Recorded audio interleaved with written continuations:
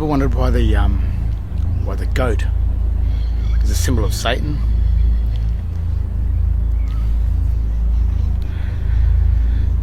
It's because the word goat, written in as a proper noun in proper English, it's capitalised, means a goat.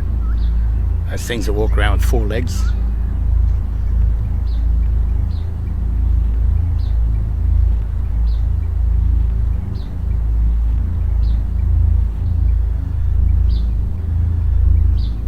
But the word goat, written in all uppercase text, as the same type of ledger writing that's found on these tombstones here,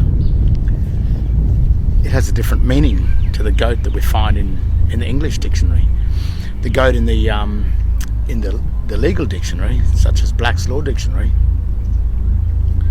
means the sewer, the channels, the man-made channels of water, the channel of water from land into the sea. And it is through these channels of water where the laws of the sea usurp themselves up into the cities. That's how we've got the law of water, the law of the Holy See, spread across the lands.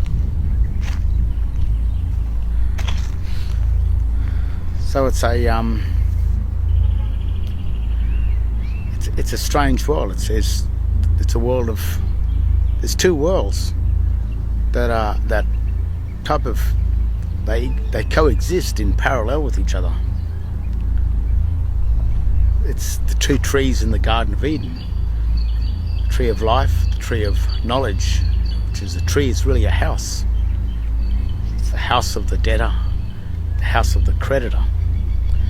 And there's 2 different languages, 2 different books, 2 different dictionaries. A dictionary for the words of life, proper English,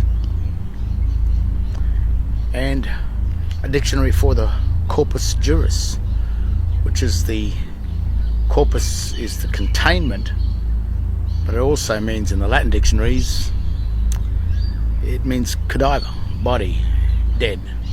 The corpus juris is the jurisdiction of the world of the dead. And that language is found in the legal dictionaries, the all uppercase text, which is really the sign language. And sign is really just sin. The word sign, written in all uppercase text, or the symbolic language of sign, which is the engraved images that are found on the tombstones.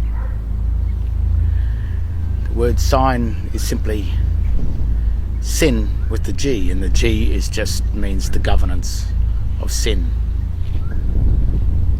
So sign is the governing of sin. And the sign language has its own jurisdictions, its own legal dictionaries. And people sometimes get confused, mistaken about the 2 different languages.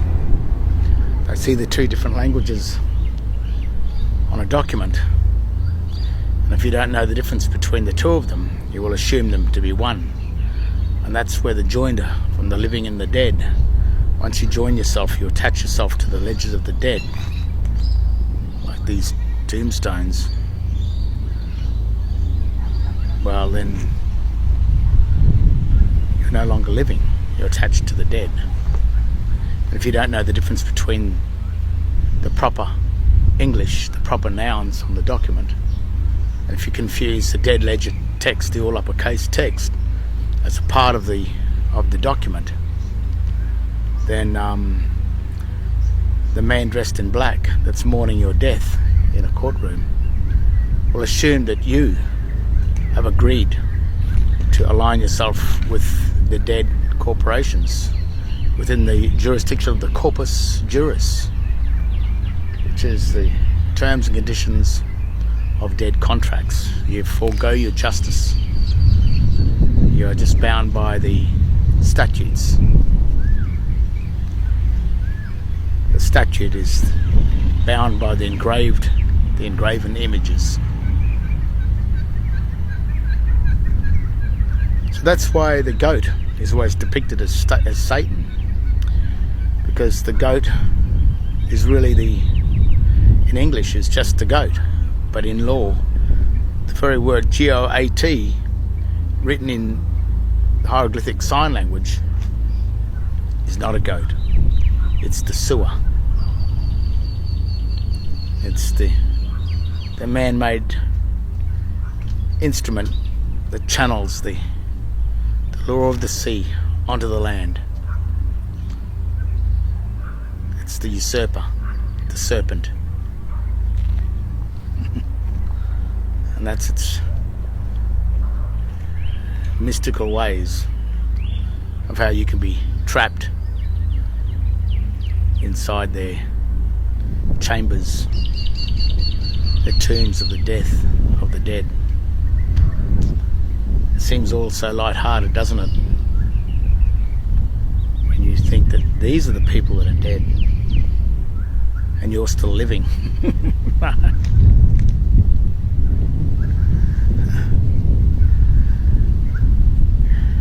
If you hold any sort of form of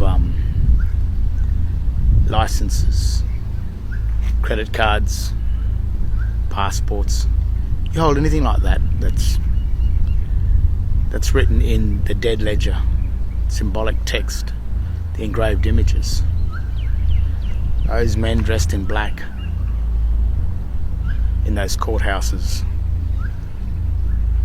those tribunals, that's what they call Star Chamber courts, which are really, the chamber is the tomb. You enter into the tomb. You're in the world of the dead. And that's why they are dressed in black. They are mourning your death. You notice all these graves? They face the morning sky. Strange, eh? Sun comes up there.